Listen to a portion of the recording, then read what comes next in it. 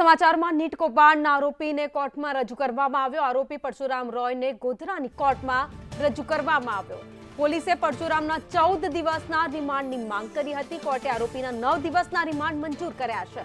આરોપી તુષાર ભટ્ટ, આરિફ વોરા હજુ પણ પોલીસ પકડથી દૂર છે। અલગ અલગ ટીમ બનાવી તેને શોધવા માટે તપાસ હાલ ચાલી રહી છે।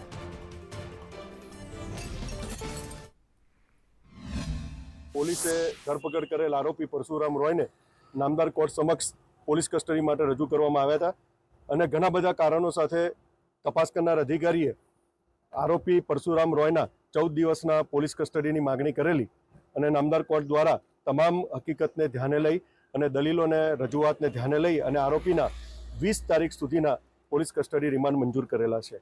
સમાચારમાં નીટ કૌભાંડના આરોપીને કોર્ટમાં રજૂ કરવામાં આવ્યો। આરોપી પરશુરામ રોયને ગોધરાની કોર્ટમાં રજૂ કરવામાં આવ્યો। પોલીસે પરશુરામના 14 દિવસના રિમાન્ડની માંગ કરી હતી। કોર્ટે આરોપીના 9 દિવસના રિમાન્ડ મંજૂર કર્યા છે। આરોપી તુષાર ભટ્ટ, આરિફ વોરા હજુ પણ પોલીસ પકડથી દૂર છે। અલગ અલગ ટીમ બનાવી તેને શોધવા માટે તપાસ હાલ ચાલી રહી છે।